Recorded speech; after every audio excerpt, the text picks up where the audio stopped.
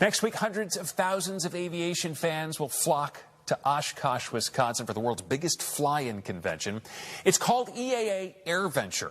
And one of the planes turning heads this year will be coming from the south suburbs. And trust me, you've probably never seen anything quite like this. It's a home-built aircraft with deep family roots right here in Chicago.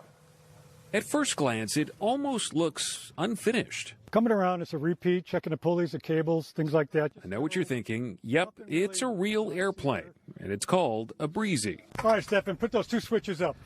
All right, contact. Yep. It's lightweight, simple, definitely not fast. But ask anyone who's flown one, and it's the closest you'll ever get to pure flight.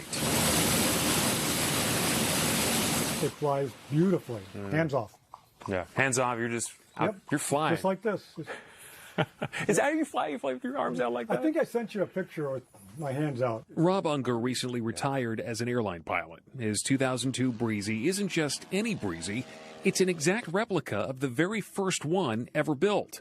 And that's personal. His dad, Carl, was one of the inventors. No plans, no nothing, just out of their ideas, drawing pictures. And they assembled it at Chicago Midway Airport in a hangar. And was done in 1960. It was done in 13 months. My dad did the welding, and they put it together, and they test flew it in August of that year and made the very first EA convention in 1965 in Rockford. Every summer, Carl Unger flew that airplane to the EAA convention, giving rides to thousands of people. We used to pick people right out of the crowd, and my dad would put them on. They were just amazed they got picked. They went for this ride. They got to see the whole show from this view.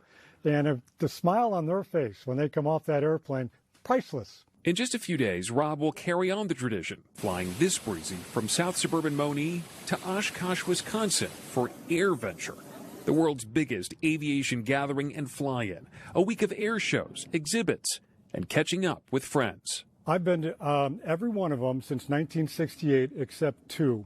You see people you only see once a year at Oshkosh.